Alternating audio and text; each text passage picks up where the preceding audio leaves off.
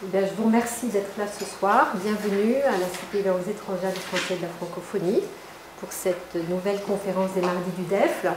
Nous sommes très heureux d'accueillir Julie Rançon de l'Université de Poitiers qui va nous parler de l'enseignement de l'oral en classe de langue étrangère à travers l'approche neurolinguistique. Et je te laisse la parole. Merci. Nous expliquer. Alors bonjour à toutes et à tous, je mets bien le micro très proche parce que je sais que c'est enregistré. Je tiens à remercier Marie-Odile Iden de m'avoir invitée, ça me fait vraiment plaisir d'être là. Je remercie également le CLEF de me recevoir dans ses locaux. En fait, je suis ravie de pouvoir être là parce que j'adore échanger sur le développement des compétences orales et notamment sur cette approche neurolinguistique que l'on a du mal à saisir, hein, véritablement. Pourtant, Claude Germain a beaucoup écrit dessus, Joanne Netton également, mais il me semble qu'il reste des zones d'ombre et on va essayer de faire la lumière là-dessus. L'idée n'est pas de vous former à l'approche neurolinguistique, l'idée est vraiment de vous informer sur ce que c'est et de vous faire votre propre opinion de ce que c'est et potentiellement d'en récupérer des clés ou des outils pour votre propre public. J'ai envie de vous dire qu'il n'y a pas de solution miracle, mais qu'il peut y avoir des outils ou des clés qui peuvent être intéressantes en fonction des besoins des apprenants et en fonction des attentes de chacun.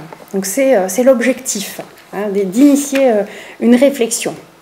Alors j'ai un plan assez banal et classique parce que nous allons commencer par des éléments théoriques de l'approche neurolinguistique. Claude Germain et Joanne Netton ont vraiment fondé leur approche sur des éléments scientifiques qui sont remis des fois en question par d'autres personnes, et c'est aussi ça qui permet d'en discuter. Donc on va pouvoir détailler ces 5 principes fondamentaux. Nous allons examiner les stratégies de l'enseignement de l'oral. J'ai quelques exemples concrets et même des vidéos à vous montrer pour voir un petit peu comment ça se passe en classe. Nous allons ensuite traiter des stratégies d'enseignement de la lecture. Ça peut vous paraître un peu étonnant, mais l'oral prend énormément de place dans l'enseignement de la lecture et si j'ai un petit peu de temps, vous verrez aussi que l'oral prend énormément de place dans les stratégies d'enseignement de l'écriture. L'oral est partout. Et puis, j'espère qu'on pourra discuter de tout ça ensemble après.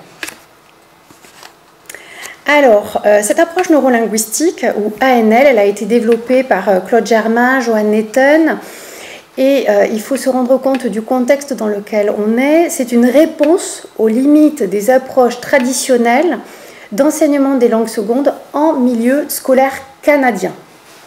D'accord ? Donc c'est vraiment une demande du gouvernement, initialement, pour permettre de faire en sorte d'enseigner plus facilement, plus efficacement le français langue seconde. Alors, ce qu'ils appellent eux-mêmes une approche innovante, elle peut susciter débat et on pourra en discuter. Mais ce qui est intéressant déjà dans un premier temps, c'est qu'elle s'appuie sur des recherches en neurosciences éducatives et en interaction sociale. Alors, elle trouve son origine dans les travaux de Michel Paradis, principalement.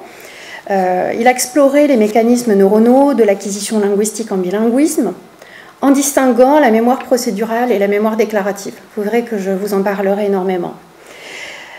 Les concepteurs ont également fait appel aux travaux de Nick Ellis, qui a souligné l'importance de l'exposition et de la répétition pour permettre l'apprentissage implicite. Et si vous avez déjà suivi les travaux de Claude Germain, vous vous rendrez compte que l'approche neurolinguistique s'est dénommée initialement français intensif. Donc c'est en ça que l'on trouve cette notion de répétition et d'importance d'exposition intensive à la langue.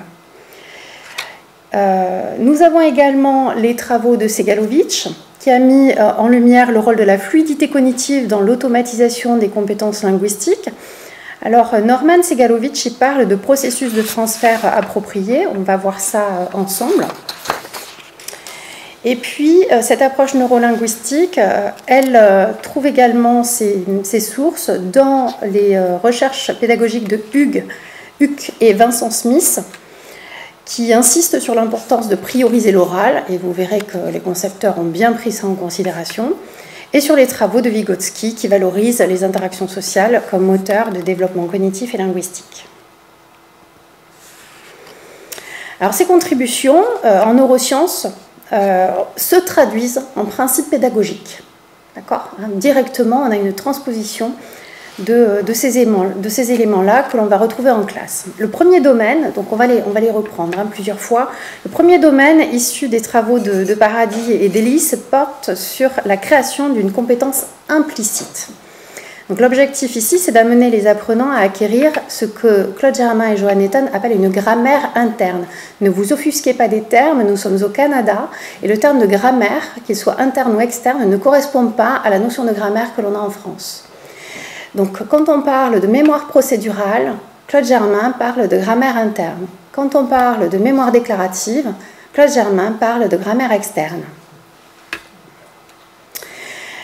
Cette grammaire interne, elle est considérée comme étant non consciente, par immersion, par exposition répétée à la langue cible.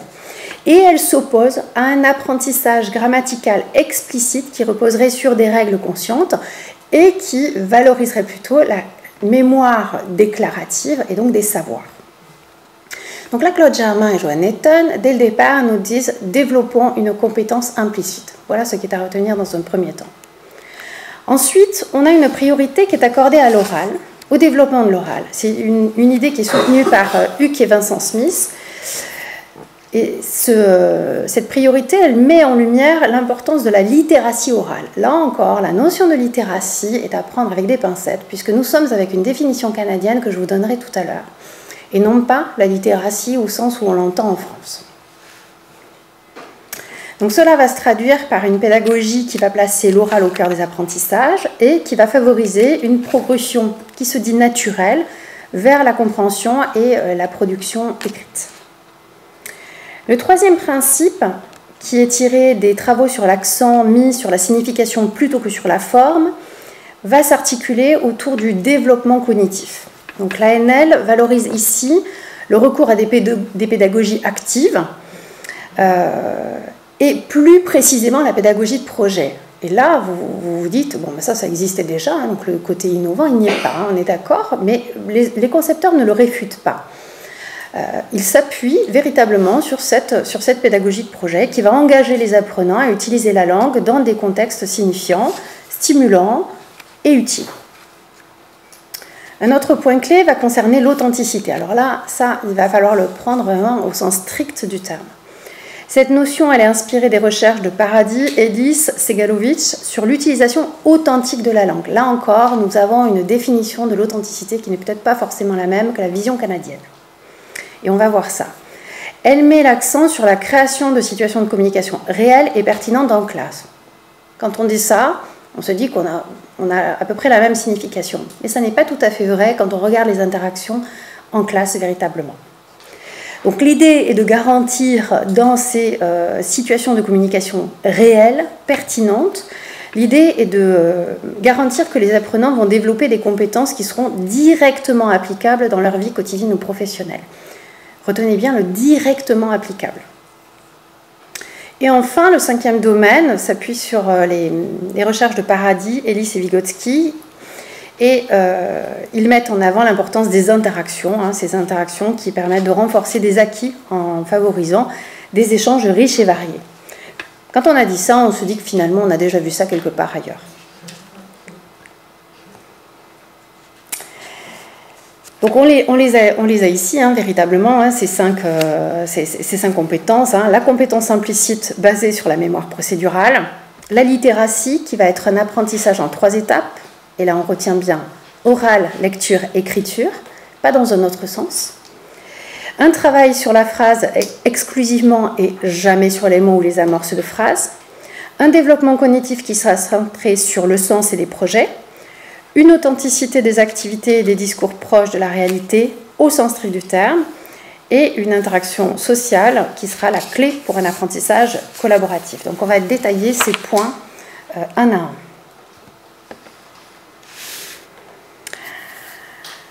Alors tout d'abord, qu'est-ce que ça signifie une compétence implicite? On a tous en fait une idée de ce que cela correspond, mais on va essayer de se mettre dans la peau de ces concepteurs.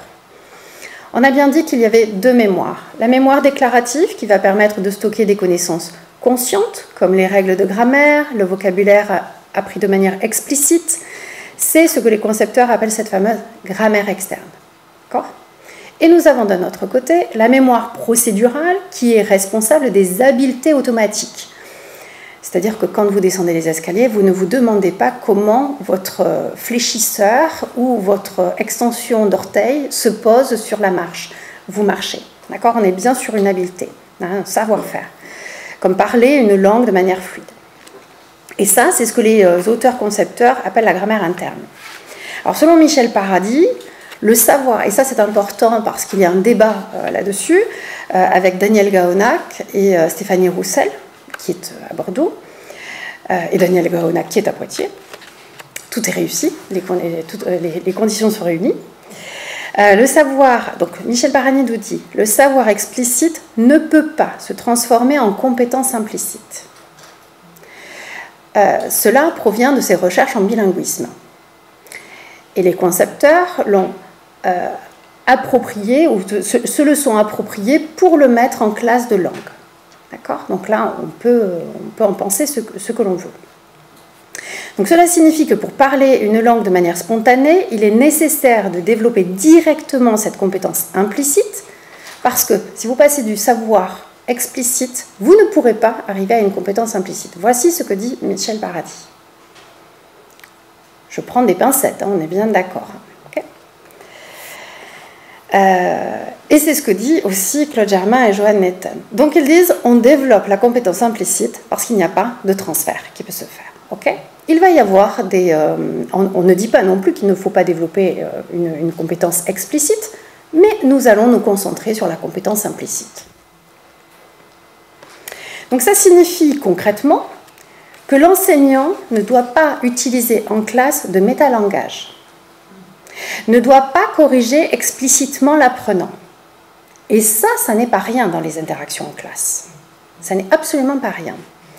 C'est-à-dire qu'on est tous enseignants, quasiment tous, et on a tous utilisé du métalangage, et on a tous eu un jugement évaluatif à un moment donné qui a dit non, mais non, ça ne se prononce pas comme ça se dit comme ça. Et puis on ne dit pas le, on dit la. D'accord ? Ça, c'est quelque chose qui ne sera jamais prononcé dans l'approche neurolinguistique en classe. Donc voilà déjà à quoi ça ressemble. Donc on n'est pas tout à fait dans quelque chose que l'on connaît là.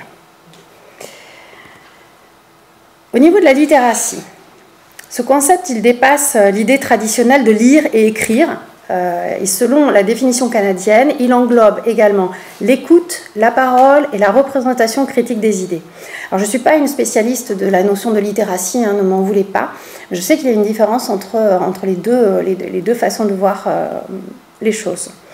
Moi, ce qui m'intéresse principalement, c'est qu'on a une pédagogie spécifique à la littératie qui va se distinguer par une importance majeure accordée à l'oral pour activer cette fameuse mémoire procédurale. On va avoir une lecture qui va commencer par une prélecture orale où les phrases seront introduites oralement et contextualisées. Et on aura une écriture qui commencera par une préécriture qui suivra le même principe oral et qui va normalement assurer une transition naturelle entre l'oral et l'écrit. Ça signifie qu'on a de l'oral vraiment partout. De fait, en classe, véritablement, on ne commencera pas par projeter un texte écrit. Voilà. Ça signifie qu'on va s'interdire un certain nombre de pratiques. Et pourquoi ?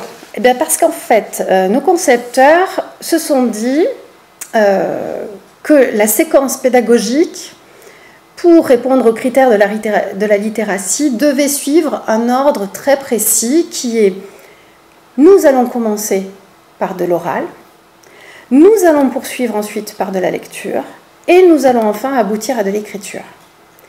Et nous ferons nos séquences uniquement dans cet ordre-là. Et toutes nos séquences seront de cet ordre-là également.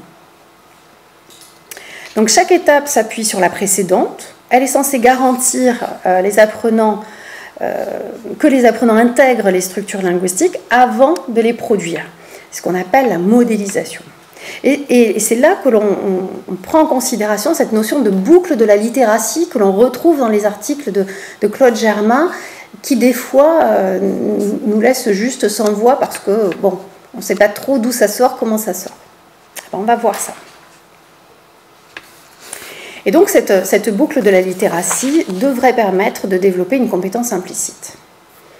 Alors en ANL, les mots ne sont jamais enseignés isolément, c'est-à-dire qu'on doit obligatoirement intégrer les notions, les objets linguistiques dans des phrases complètes, pas d'amorce de phrase, pas de bribes, pas de nomatopée, rien, on doit avoir des phrases complètes, l'enseignant doit modéliser une phrase complète, l'apprenant doit produire une phrase complète. Nous posons une question, quand nous avons une réponse, nous devons avoir une phrase complète. Nous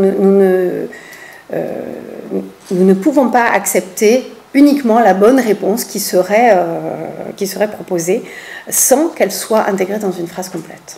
Alors ça implique de consacrer du temps aux interactions orales, parce que ça prend du temps de former des phrases complètes, que ce soit et pour l'enseignant et pour les apprenants, et c'est censé renforcer la grammaire interne.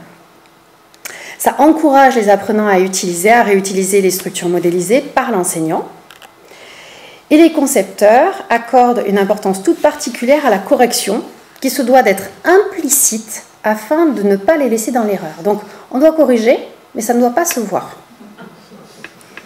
Donc on va voir comment ça se passe en classe, parce que là ça commence à être de plus en plus obscur, en espérant qu'on trouve la lumière à la fin de cette heure. Le troisième principe fondamental, c'est la centration sur le sens. En ANL, l'objectif principal, c'est la communication. Donc les apprenants doivent se concentrer sur le message et non sur la langue en elle-même. Donc cette approche, elle va se traduire par cette fameuse pédagogie de projet qu'on connaît quasiment tous, qui structure l'apprentissage autour d'activités qui sont plutôt engageantes et plutôt signifiantes. Ce n'est pas nouveau. Par exemple, on peut avoir un projet peut constituer à écrire un texte collaboratif ou à préparer une présentation orale sur un thème lié à la vie quotidienne parce que les apprenants avaient envie de parler de leur vie quotidienne. Important. Donc cette progression, elle suit un modèle très clair en fait, qui est que on va d'abord maîtriser des phrases simples et cohérentes à l'oral. On va intégrer ces phrases dans une structure plus complexe, souvent en lecture, donc cette notion de paragraphe. Et puis, l'objectif est de produire un texte cohérent à l'écrit. Et donc, on a cette structuration beaucoup plus large. Alors, selon les auteurs, cette approche, elle garantit que les apprenants vont développer une compétence linguistique tout en restant motivés et engagés. Vraiment, la notion de motivation est très importante. On va la retrouver aussi dans les recherches en neurosciences. Le quatrième principe de l'ANL, c'est l'authenticité. Là aussi, il est sujet à discussion. Lorsque les échanges, voilà ce que disent certaines études en neurosciences et qui sont reprises par Claude Germain et Johan Netton, lorsque les échanges en classe sont authentiques, ils activent davantage le système limbique, c'est-à-dire un système, c'est une partie essentielle du cerveau qui est liée aux émotions et qui joue un rôle clé dans le désir de communiquer. Donc si on active ce système limbique, on va entraîner une augmentation de l'estime de soi chez les apprenants, ce qui, à son tour, va renforcer leur motivation à communiquer dans la langue cible et potentiellement va réduire l'insécurité linguistique.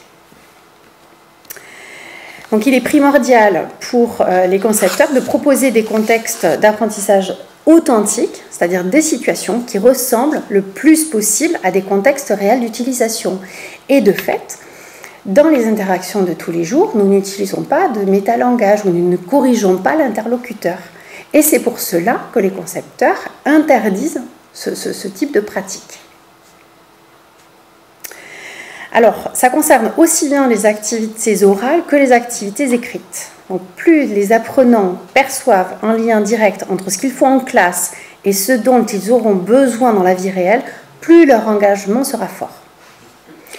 Il s'appuie principalement sur les travaux de Segalovich pour ça, puisqu'on a un cerveau qui enregistre les données, qu'il s'agisse de savoir ou d'habileté de manière contextuelle.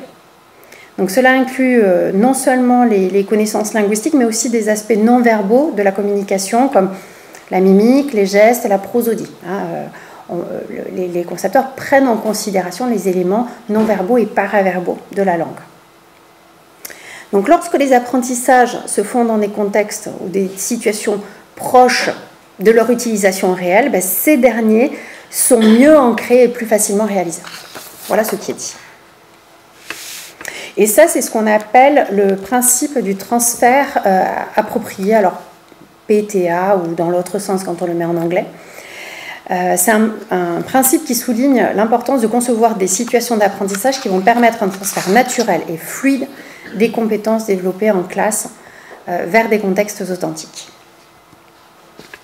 Donc cela signifie, il est, je pense, et Claude Germain et Joan Hayton n'ont pas pris ce contre-pied de dire ce que n'était pas l'ANL.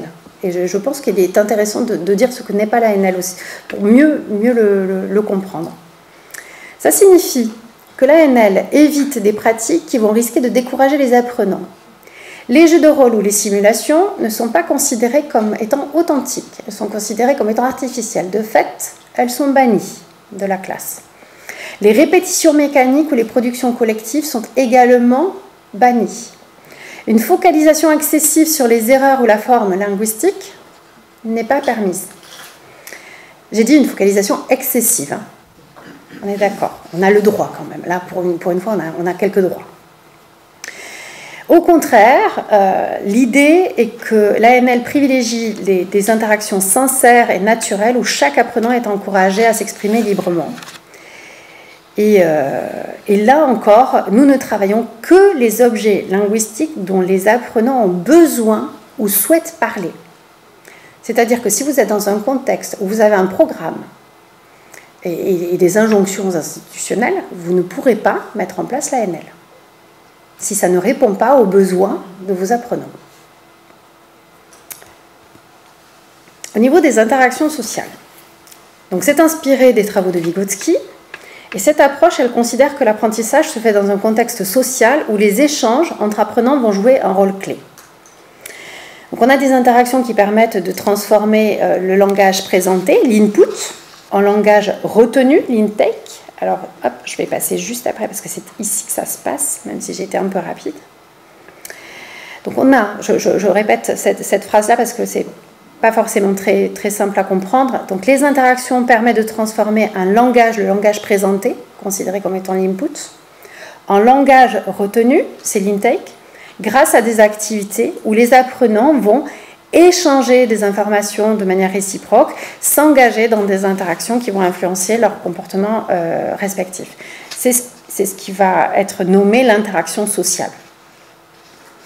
Et donc, autrement dit, ce n'est pas simplement l'exposition à la langue qui conduit à l'acquisition, ça on en est convaincu en tant qu'enseignant, mais c'est l'implication active de l'apprenant dans des situations d'échange qui va permettre l'acquisition. Là aussi, je pense qu'on en est convaincu.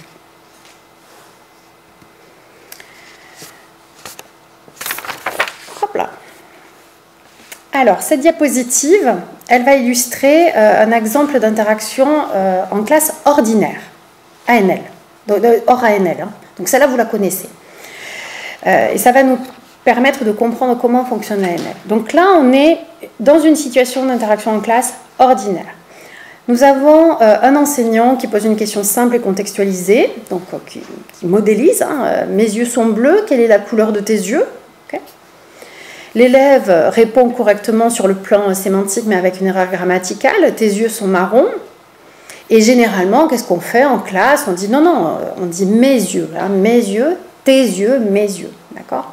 Et donc on se met normalement, on a une position qui est différente par rapport à l'interlocuteur. Là, en ANL, on va considérer qu'il y a jugement évaluatif. L'enseignant va juger la réponse de l'élève comme étant incorrecte. Donc ça pourrait bloquer la spontanéité de l'élève ou freiner sa participation future. Et on a aussi la présentation d'un modèle non authentique. Donc l'authenticité, elle est là, concernant Claude Germain et Johan Netton. C'est-à-dire qu'on a une correction qui va reposer sur une explication, une grammaticale explicite, qui va faire intervenir la grammaire externe. Donc là, on a notre élève qui est amené à mémoriser une règle ou une forme correcte sans contextualisation naturelle. Là encore, ça se discute. Hein, c'est des choses qui peuvent se discuter. À l'inverse, voilà comment ça va se passer. Ah, oh là, j'avais fait des animations, excusez-moi. C'est tellement rare que je les avais oubliées. Oui, généralement, elles ne marchent pas, mes animations, hein, ne m'en voulez pas. A contrario, voilà ce qu'on aurait comme interaction dans une classe ANL. On reprend la modélisation par l'enseignant qui présente le modèle. Mes yeux sont bleus, quelle est la couleur de tes yeux? Nous avons notre apprenant qui va dire tes yeux sont marrons. Et l'apprenant et l'enseignant va dire mes yeux, à moi, mes yeux sont bleus. D'accord? Mes yeux sont bleus. Et toi, quelle est la couleur de tes yeux? Et là, normalement, avec conscientisation, avec insistance sur le mais, etc., notre apprenant a compris qu'il fallait dire mes yeux sont marrons. D'accord? Donc il n'y a pas de jugement évaluatif et pas de présentation de modèle non authentique. Je vais vous montrer comment ça se passe en classe avec. Je vais vous montrer comment ça se passe en classe.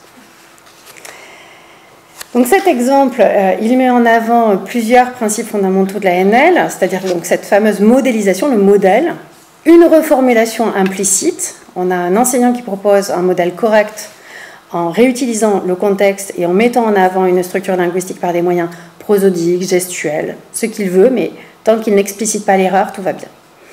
Et puis il y a un accent sur l'interaction authentique, donc plutôt que de s'arrêter sur l'erreur, l'enseignant poursuit la communication, rendant l'apprentissage plus naturel et ancré dans le contexte. Donc on a également l'utilisation de la multimodalité, hein, les gestes de pointage, l'intonation, l'insistance prosodique sur le « mais » vont renforcer l'acquisition implicite en sollicitant différentes dimensions cognitives et perceptuelles. Et donc cette stratégie, elle représente plusieurs avantages pédagogiques, c'est qu'on a une acquisition par immersion.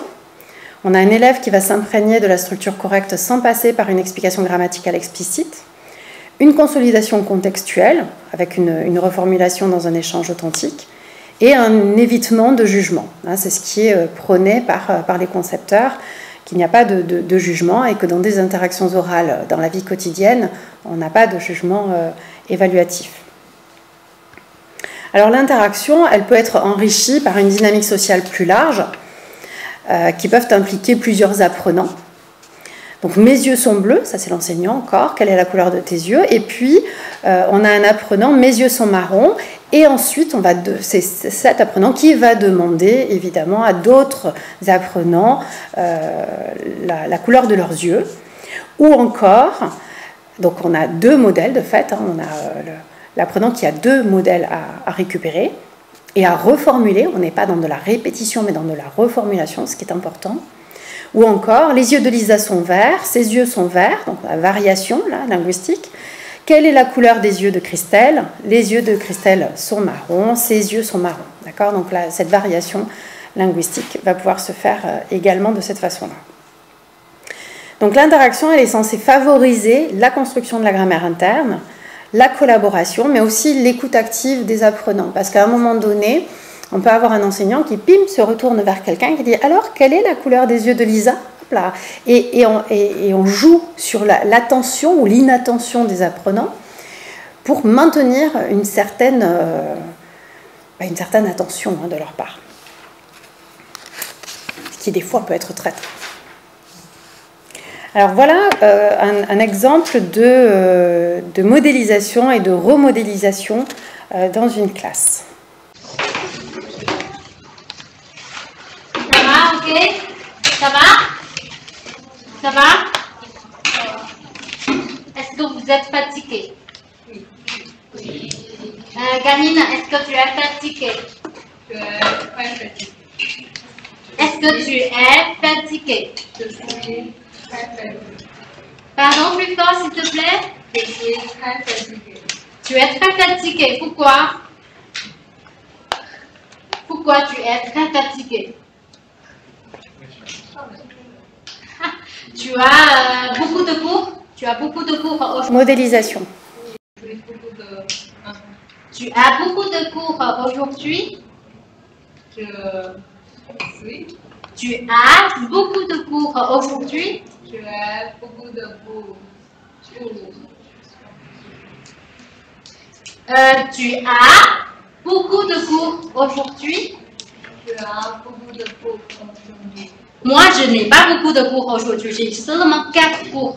Moi, j'ai seulement 4 cours. Remodélisation. J'ai seulement 4 cours aujourd'hui. Et toi, tu as combien? Tu as beaucoup de cours aujourd'hui? Tu as beaucoup de... Moi, je n'ai pas beaucoup de cours. Je n'ai pas beaucoup de cours. J'ai 4 cours aujourd'hui. J'ai 4 cours aujourd'hui. Tu as beaucoup de cours aujourd'hui, Carmine? J'ai beaucoup de... Alors, Michel, tu as beaucoup de cours aujourd'hui? Tu as beaucoup de cours aujourd'hui? J'ai 4 cours. J'ai 4 cours. J'ai 4 cours aujourd'hui. Tu as combien de cours, Michel?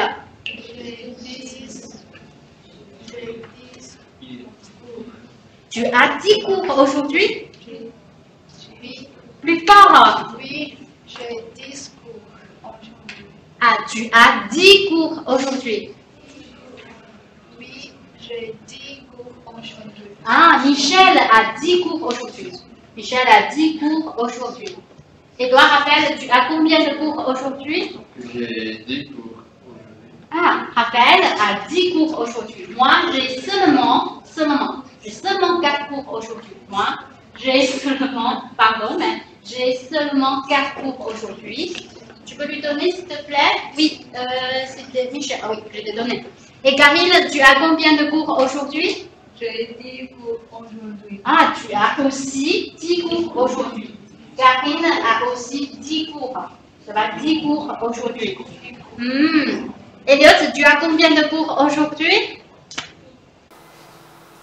Donc vous voyez le travail laborieux que cela représente. Alors attendez, hein, je vous ai quand même passé l'extrait le pire que j'avais, n'est-ce pas, pour que vous compreniez quand même cette difficulté d'interaction orale dans laquelle on ne peut pas passer vite fait bien fait à c'est moi, c'est je, et toi, c'est tu, ok?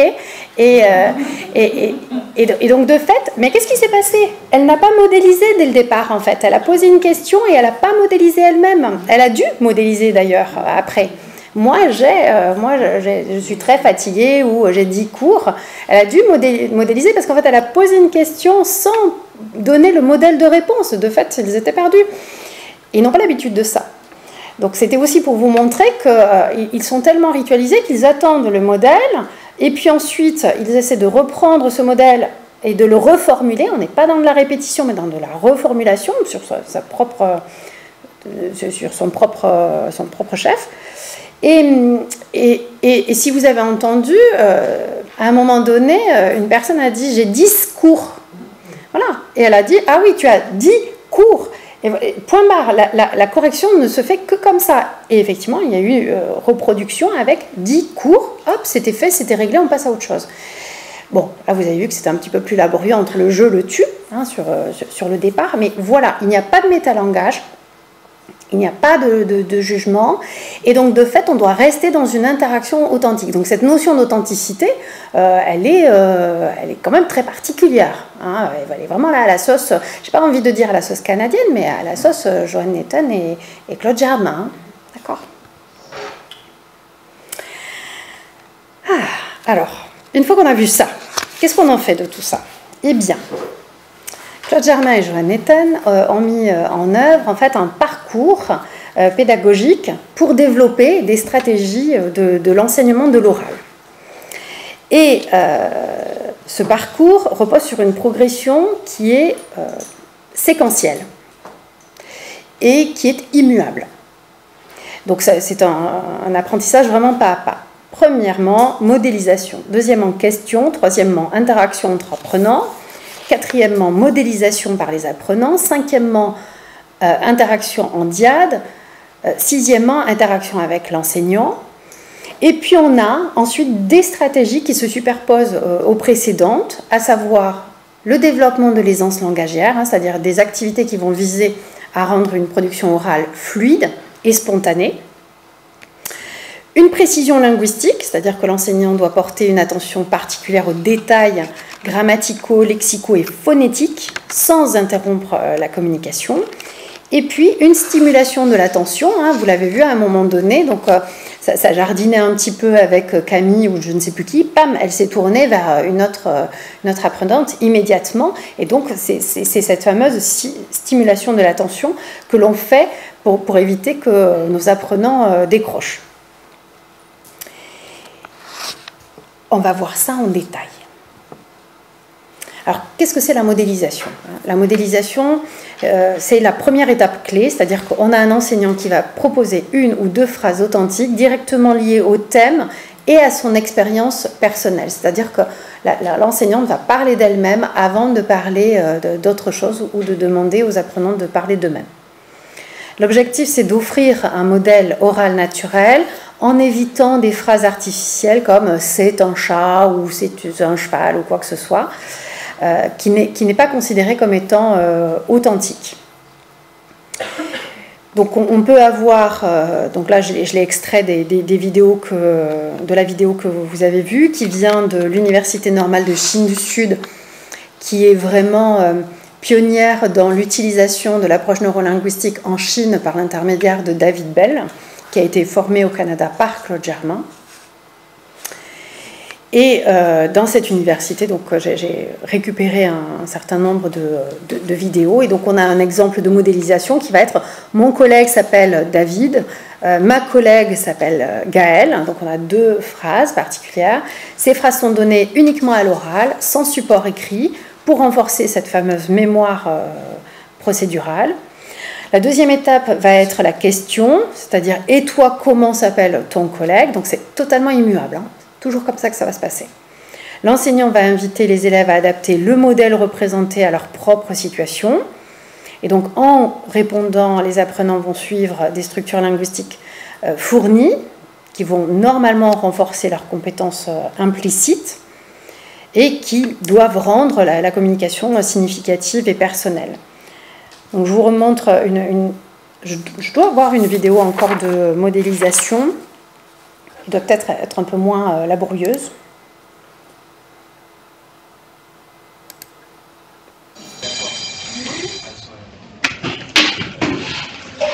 Bonsoir. Bonsoir. Alors, je suis Udan, j'ai 27 ans. Je suis née le 7 mars 1993. Kevin est mon collègue. Kevin est mon collègue. Il a 30 ans. Il a 30 ans. Il est né le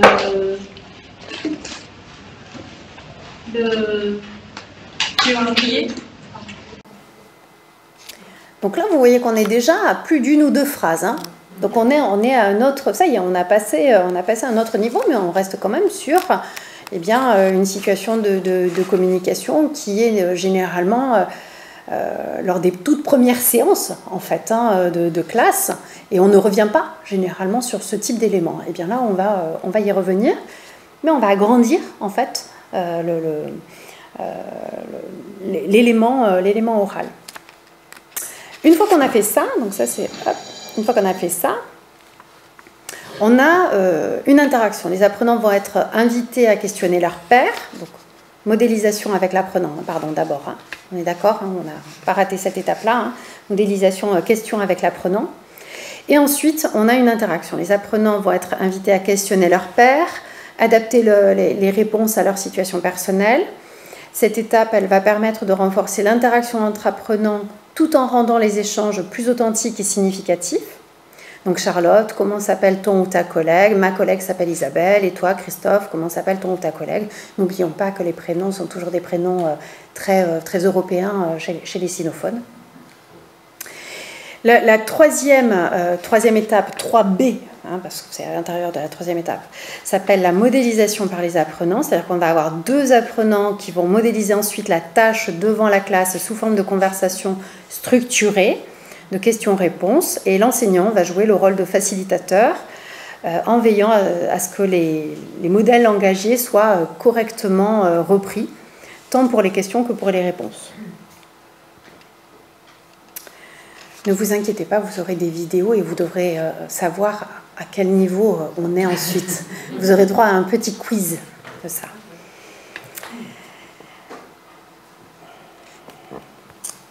Ensuite, on a une interaction où... je l'ai déjà dit, en fait. Je ne l'ai pas dit. Je ne l'ai pas dit. Exactement. On a une interaction en diade, d'accord, où on a des apprenants qui vont se questionner mutuellement en binôme pendant une durée limitée. Cette étape, elle encourage une communication plus intime et ciblée, qui doit permettre à chaque apprenant de s'exprimer dans un cadre un peu moins intimidant que celui de la classe. Ensuite, on a à nouveau une interaction avec l'enseignant pour que l'enseignant s'assure que l'interaction soit bien maîtrisée. On sent qu'on est dans du qualitatif, hein, si vous le sentez. Hein. L'enseignant va interroger certains apprenants sur les réponses de leur partenaire. D'accord ? Christophe, que t'a dit Charlotte ? Et puis Christophe doit redonner les informations de Charlotte. Donc ça va se faire encore sous une forme de conversation naturelle et spontanée, où on a des élèves qui doivent rapporter ce qu'ils ont entendu, afin de renforcer leurs compétences d'écoute et de reformulation. Et puis il va y avoir des répétitions si nécessaire, hein, c'est-à-dire que tant que ça n'est pas acquis, on ne passe pas à autre chose. Donc ça reste quand même relativement laborieux. Hop, un petit exemple, et vous allez me dire ce que c'est. Nous sommes dans quelle salle, Raphaël? Nous sommes dans la salle C105. D'accord. Patricia, tu poses la question à Laetitia, s'il te plaît, Raphaël. Nous sommes dans quelle salle?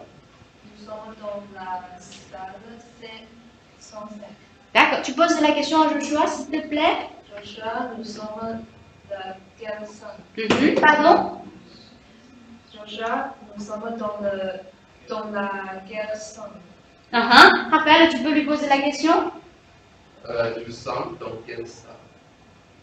Joshua, nous sommes dans quelle salle? Quelle Salle. Joshua, nous sommes dans la quelle salle? Pardon? Nous sommes dans la quelle salle? Raphaël, c'est quoi la question? Pardon. Nous sommes dans quelle salle? Joshua, nous sommes dans quelle salle? Nous sommes dans la salle C105. Dans la salle. Alors là, je suis en train de vous perturber parce qu'en plus, je vous mets des corrections phonétiques par-dessus, ce qui n'est pas génialissime. Donc ça, vous n'en tenez pas rigueur, ça fait partie de mon protocole expérimental où notre enseignante a expérimenté la correction phonétique par l'intermédiaire de la méthode verbotonale, si vous connaissez. Ce que vous devez retenir, c'est qu'on est normalement dans une interaction où on est à la fois avec l'enseignant, puis en diade, puis avec l'enseignant, et elle ne laisse jamais rien passer. C'est-à-dire qu'on a un élève qui va nous dire « nous sommes dans laquelle salle ?» Eh bien, elle ne le laissera pas passer. C'est-à-dire qu'elle va revenir, elle repartira, elle va revenir, elle va repartir, elle va revenir jusqu'à ce que ce soit intégré. Pour chaque élève. Quasiment pour chaque élève. Ils sont 25. C'est-à-dire que si nous sommes dans quelle salle, nous sommes en salle machin, ça va nous prendre une heure. Facile. On est pas mal. On doit, j'ai pas bien regardé, mais je crois que pour la totalité, entre toutes les interactions et tout, oui, on est sur une bonne demi-heure. Avec 25 apprenants, on est sur une bonne demi-heure. Exactement. Chacun pose la question, on répond à la question. Quasiment. Quasiment. Elle en oublie quelques-uns, mais ce qui est aussi normal hein, sur le principe. Je pense qu'on en ferait tous autant. Voilà. Mais c'est quand même extrêmement laborieux. Donc voilà ce qu'est l'ANL. Voilà ce que ne disent pas en fait les articles écrits de Claude Germain et Johan Netton, en fait. Voilà. Alors on a dit qu'il y avait des stratégies qui se superposaient aux précédentes. Donc le fait de faire reproduire des phrases complètes, c'est censé développer l'aisance langagière. Corriger toujours les erreurs et faire utiliser la phrase corrigée pour la précision linguistique. Et puis, à l'occasion, on va avoir le professeur qui va questionner un apprenant sans qu'il s'attende, cette fameuse stimulation de l'attention. Petit point clé, donc je vous l'avais déjà dit, hein, mais pas d'écrit, des supports visuels possibles. Et puis, une activité de synthèse, c'est-à-dire que lorsque les stratégies portant sur l'oral, lors de ces stratégies qui portent sur l'oral, on ne va pas écrire de mots ou de phrases au tableau. Hein, ce qui était déjà au tableau, c'était un texte précédent parce qu'on avait déjà fait la boucle de la littératie. On avait déjà fait oral, lecture, écriture et nous étions à nouveau à l'oral. Donc, nous étions dans la dernière phase de l'oral pour revenir ensuite sur une lecture. Et on peut recourir à des gestes, à des illustrations, à des photos, mais pas d'écrit tant que nous n'avons pas fait oral, lecture. Voilà. Et la plupart du temps, l'écrit est un écrit co-écrit avec les apprenants. Alors pour vous donner une idée de ce que ça donne, là, à l'Université normale de Chine du Sud, ce sont des élèves sinophones qui avaient un niveau mais à zéro, en fait, hein, qui ne savaient pas dire bonjour. Et qui avait, alors je ne peux pas dire 10 heures parce que ce sont des séances de 50 minutes, mais à peu près, on va dire, à peu près 10 heures de cours par semaine. Et voilà l'oral au bout de 6 semaines. Bonjour tout le monde, je m'appelle Isabelle. Isabelle, ça s'écrit S-A-B-E-L-L-E. Je suis étudiante en première année. J'ai 19 ans. Je suis née le 20 décembre 2000. Je suis chinoise. Je viens de Shantou en Chine, mais j'habite maintenant à Foshan. Mon numéro de téléphone... Alors, je ne vous le donne pas parce qu'en fait, c'est le vrai. Hop là, voilà. Excusez-moi, puisque comme on est dans des situations authentiques, on a un véritable numéro de téléphone. Mais... Alors, évidemment, je vous avais dit que je ne savais pas faire des animations, donc ça se confirme, puisque les deux vidéos se sont mises en route en même temps. Et puis après, elle donne son email, qui est l'email véritable également. Voilà. On est,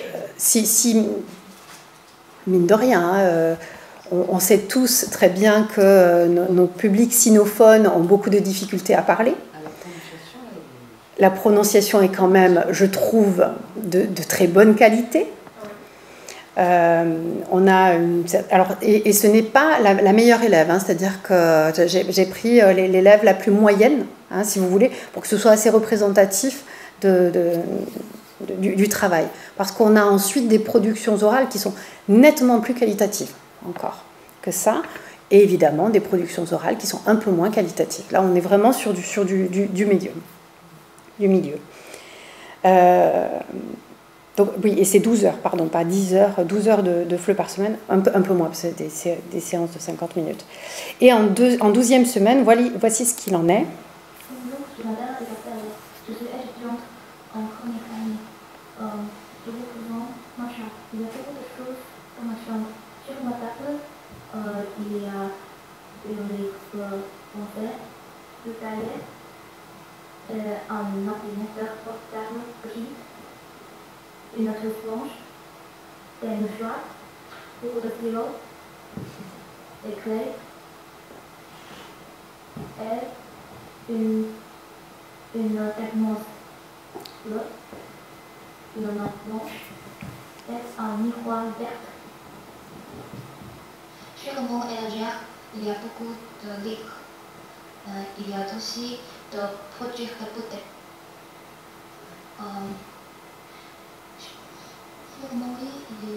Bon, après, on a plein de descriptions, hein, mais vous avez compris le principe. Là, si vous notez bien, au niveau phonétique, ou du moins au niveau prosodique, on a une amélioration de l'affluence, ce qui n'empêche pas d'avoir une imprécision linguistique. D'accord, hein, donc il faut quand même dissocier l'aisance langagière de la précision linguistique, mais on sent qu'on a une élève ou une étudiante qui est relativement à l'aise et qui a un début plus rapide qu'à la 6e semaine de cours, et pour lesquels, pour un public chinois, on a quand même une belle production orale, hein, j'ai envie de dire.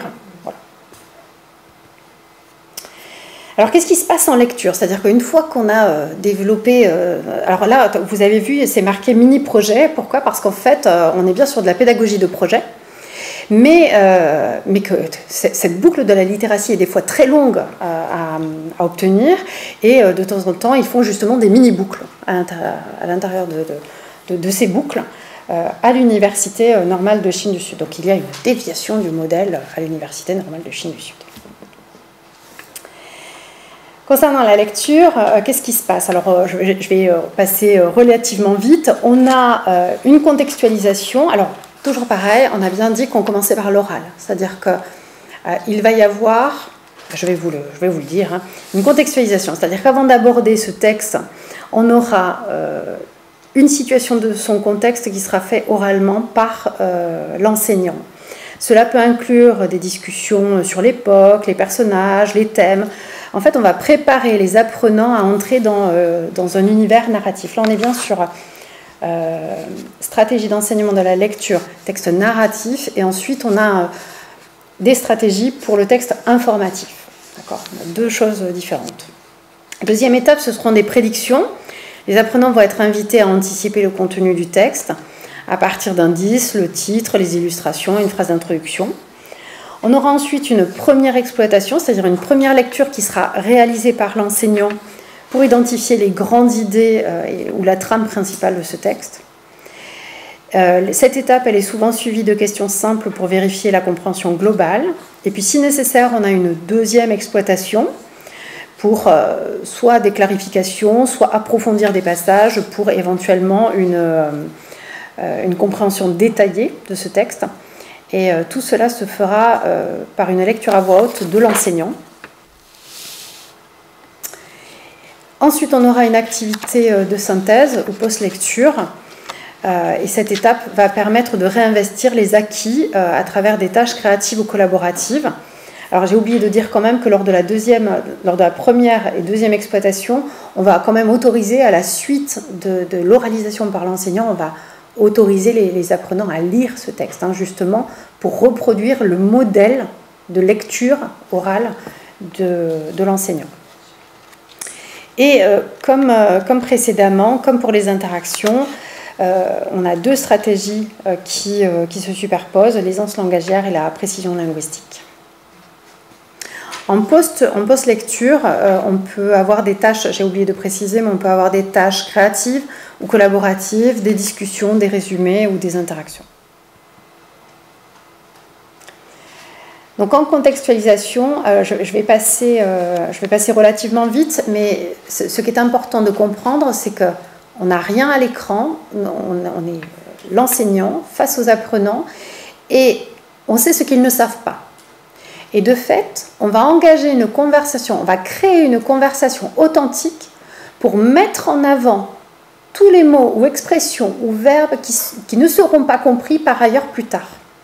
Et on va les faire deviner ou les expliciter par l'intermédiaire de cette interaction authentique. C'est la contextualisation.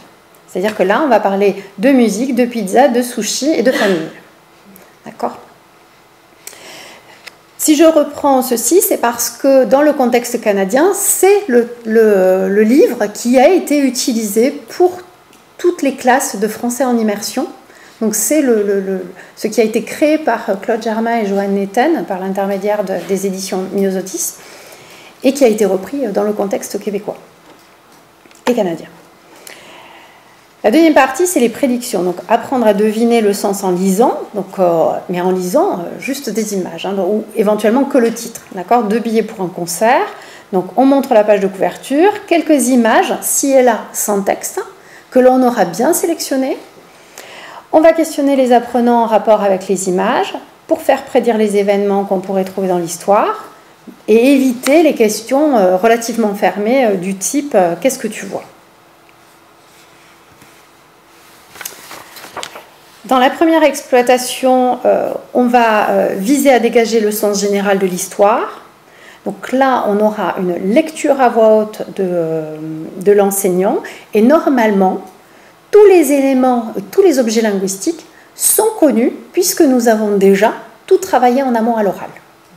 Donc il n'y a pas de difficulté de compréhension de l'écrit. La seule chose, c'est cette correspondance de graphiphonie que les apprenants vont découvrir à ce moment-là, avec le fameux monsieur, dès le départ, qui va nous poser de magnifiques soucis. Donc le professeur lit l'histoire ou une partie de l'histoire sans interruption et les apprenants ont le texte sous les yeux. L'enseignant va poser des questions, alors toujours dans le même ordre. L'enseignant pose des questions pour vérifier la compréhension de la partie lue. Le professeur modélise une partie de l'histoire. Quelques apprenants lisent à voix haute la partie lue. Le professeur revient sur les prédictions et demande pourquoi elles sont correctes ou non. Les apprenants poursuivent à la maison la lecture du texte et si possible à l'aide d'un enregistrement du texte, encore une fois, pour que l'oral soit intégré avant l'écrit. Donc l'idée est de faire comprendre, par exemple, jamais les deux ensemble, qui ne peut pas être prédit par les apprenants. Donc Nathan, ce que vous voyez, c'est Nathan adore la pizza et les sushis, mais jamais les deux ensemble. Et ça, on ne peut pas le prédire, en fait. Donc, si nécessaire, exploitation pour améliorer la lecture à voix haute, avec la prosodie et des rapports graphiphonie. L'enseignant pose des questions pour une brève révision du texte. En petit groupe, on a des apprenants qui lisent successivement à voix haute des parties du texte.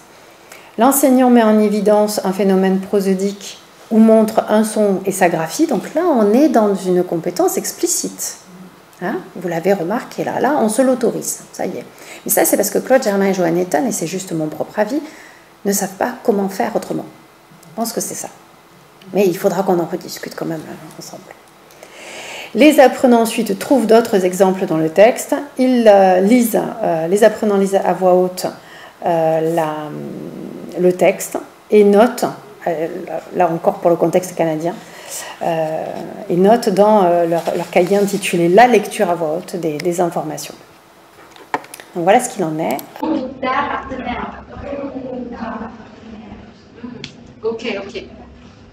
Ok, merci. Alors maintenant, regardez. Donc ça, c'est un texte qu'ils ont co-construit ensemble.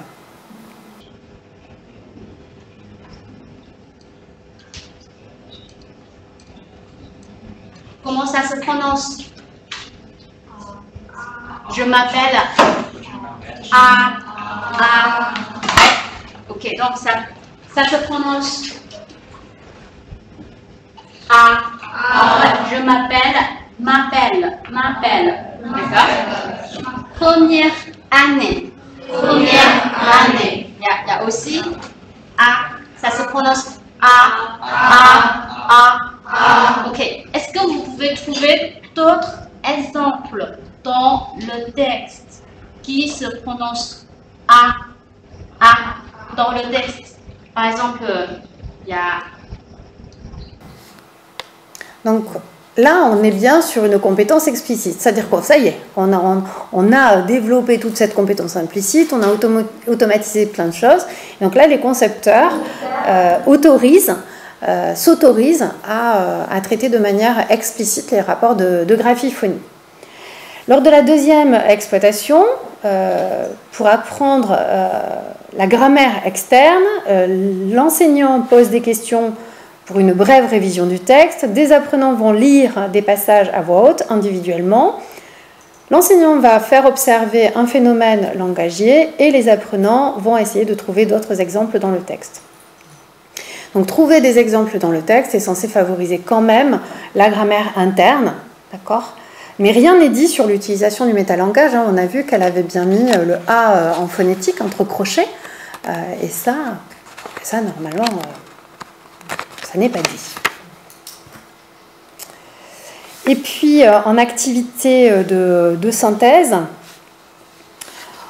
pour les sections d'un livre ou pour la post-lecture, l'enseignant va faire réutiliser ou intégrer les structures des mots nouveaux. Et l'idée est de prolonger, en fait, à chaque fois, le texte, donc changer la fin, continuer l'histoire, tout ça encore à l'oral. Et on repart sur de l'oral.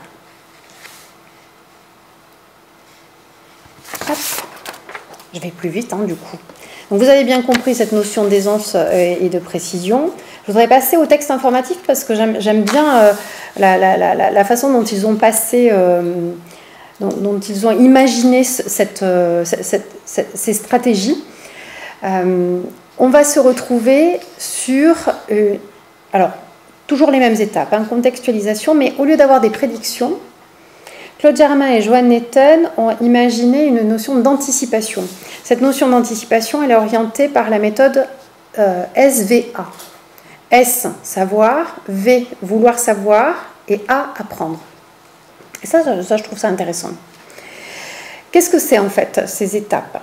Qu'est-ce qu'elles sont? Le reste, c'est exactement le même schéma, première exploitation, deuxième exploitation, etc. Dans ces anticipations, qu'est-ce qu'on a? Donc, on est sur un texte informatif et on a une technique qui s'appelle SVA. L'enseignant va montrer le titre et la table des matières ainsi que les sous-titres, s'il y a lieu. Ils en discutent. Ils en discutent pour faire ressortir des éléments qui seraient éventuellement non connus. L'enseignant demande ce qu'ils savent. Il demande aux apprenants ce qu'ils savent, déjà sur le sujet du livre ou du texte. L'enseignant demande ce qu'ils veulent savoir. Donc on est bien sur des besoins et sur ce qu'ils veulent. Sur ce sujet, en lisant le livre ou le texte. Et lors de la première exploitation, donc on dégage le sens en compréhension orale. L'enseignant et c'est noté comme ça, de bons apprenants lisent sans interruption le texte qu'ils ont sous les yeux. L'enseignant pose des questions pour vérifier la compréhension du texte. L'enseignant relit une partie du texte, donc il modélise et quelques apprenants lisent à voix haute. Et le professeur demande ce qu'ils ont appris. Donc c'est cette fameuse technique SVA qui est utilisée dans ce texte informatique. Le reste est quasiment égal au texte narratif. Alors, et là vous savez quasiment tout, sauf sur l'écriture, parce que je n'aurai pas le temps de l'aborder. Mais j'ai un petit quiz. Je vais vous montrer la vidéo et je voudrais vous demander à quel moment sommes-nous dans la NL. C'est parti. Et ça va? Bien composé? Ok. Alors, on continue là tout à l'heure. Selon Jennifer, selon Jennifer, Adèle présente son cours de français dans ce texte. Selon Alice, Adèle présente son cours de mathématiques dans ce texte. Et vous, d'après vous, selon vous, qu'est-ce qu'elle présente dans ce texte? Patricia. Peut-être. Ok. Peut-être. Elle écrit son bourse. Elle écrit son ballon. Ah, elle écrit ses bosses. Alors, je ne sais pas si je peux l'arrêter parce qu'à mon avis, ça va donner la réponse. Ça va? Bien composé? Bon, voilà, très bien. Alors, voilà, je vous avais bien dit que mes compétences s'arrêtaient à la présentation. Bon, vous l'aviez deviné, on était en phase de lecture, première exploitation sur les prédictions, on était en phase de lecture. Bon, je vous remercie d'avoir joué le jeu. Je suppose que ça va être la même histoire, en fait, pour la deuxième vidéo. L'enseignante, elle donne des choses à certains apprenants. C'est quoi? C'est des bons points? Je vais vous dire ça. Oui, c'est des bons points. Et ça n'a rien à voir avec l'ANL. Ça, c'est quand vous avez bien parlé, bien prononcé, elle donne des bons points. Oui, et ça n'a rien à voir avec l'ANL. C'est vraiment une technique qu'ils ont dans cette université pour remercier les apprenants. Et en fait, c'est ça qui marche. Mais c'est possible. Mais c'est possible. Ça se discute. Ça se discute. C'est possible. Qu'est-ce qu'ils ont avec les bons points à la fin? Rien du tout. La satisfaction d'en avoir beaucoup parce qu'elle les récupère à la fin de l'heure. Ils n'ont pas une image à la fin? Non, non, rien du tout. Pas d'argent, pas de bonbons, pas de chocolat, rien du tout. Et non, rien. C'est juste le plaisir d'avoir obtenu une petite carte. L'idée aussi derrière, c'est que Yodan vérifie que tout le monde ait une carte, parce que comme ça, elle a vérifié que tout le monde a parlé. Voilà, ça pour l'enseignante, c'est stratégique. Alors attention, deuxième vidéo avec encore une mauvaise manipulation. Quand il fait froid, je porte un manteau. D'accord, ok. Quand il fait froid, Joshua porte un manteau. D'accord, ok. Alors, il y a beaucoup d'activités sur le campus. Il y a beaucoup d'activités sur le campus. Les enseignants et les étudiants participent à des activités. D'accord? Et vous, à quelles activités participez-vous en dehors des cours? Cerise. En dehors des cours, j'ai participé. Et là, on n'a même pas besoin d'attendre en fait. On sait qu'on est dans la phase orale de modélisation, on est dans la première partie. D'accord? Bon, parce qu'on m'a dit qu'il fallait que j'aille très vite en fait aussi. Allez, en conclusion, ce qu'on peut dire, c'est qu'on a dans l'ANL une méthodologie extrêmement précise, très stricte. N'oublions pas qu'elle a été conçue en réponse à une commande spécifique du gouvernement de l'Ontario pour des écoles de français langue seconde. Donc ça explique aussi ce cadre très rigoureux avec des étapes bien définies pour que ce soit suivi dans toutes les classes. Il y a très peu de place à l'improvisation, ce qui peut constituer une force d'un côté, et on le voit avec des publics sinophones qui sont très rassurés par ces éléments ritualisés, mais aussi une limite en termes de flexibilité. Si cette méthode, elle peut sembler rigide, il est crucial quand même d'explorer comment elle peut être ajustée en fonction des contextes pédagogiques variés, notamment avec des publics différents. J'imagine bien des classes totalement hétérogènes. Là, pour ce public chinois, vraiment, cette ritualisation, elle est très rassurante, très structurante. L'ANL, elle met davantage l'accent sur la qualité que la quantité dans les apprentissages. Et on s'en aperçoit très vite parce que si on commence à poser une autre question ou si on engage une conversation pour laquelle il n'y a pas de prérequis, on n'a plus rien. Il ne se passe plus rien à l'oral. Donc ça signifie qu'il y a une progression qui est parfois lente, on sent que c'est très lourd, mais qui permet de produire des résultats solides et durables chez les apprenants. Donc pour la première fois, on est face à une qualité par rapport à une quantité. C'est quand même à interroger, mine de rien. On peut se poser aussi la question du modèle unique de l'enseignant. On voit que cette enseignante est le modèle unique. Alors dans quelle mesure cet enseignant doit-il être la seule source du modèle linguistique? Est-ce qu'il faut inclure d'autres supports, d'autres intervenants pour offrir une plus grande variété phonétique et contextuelle? Et une autre question majeure, c'est celle de la correction phonétique, où les concepteurs sont bien conscients qu'il faut corriger et qu'il ne faut pas laisser les apprenants dans l'erreur, mais ils ne disent pas véritablement comment faire.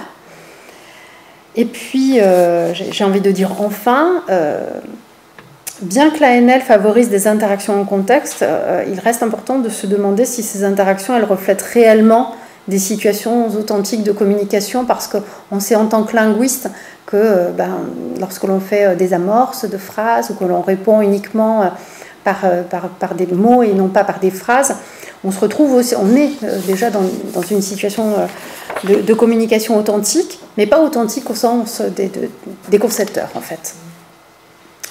On peut aussi se poser la question de l'évaluation, quid de l'évaluation orale dans un cadre ANL.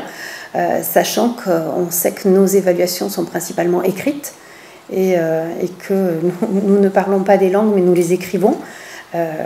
Donc qu'est-ce qu'on fait de cet apprentissage de l'oral et de cette évaluation? Voilà. Et j'espère que j'aurai amené non pas plus de réponses à des questions, mais plus de réflexions à travers tout cela. Et je vous remercie beaucoup pour votre attention.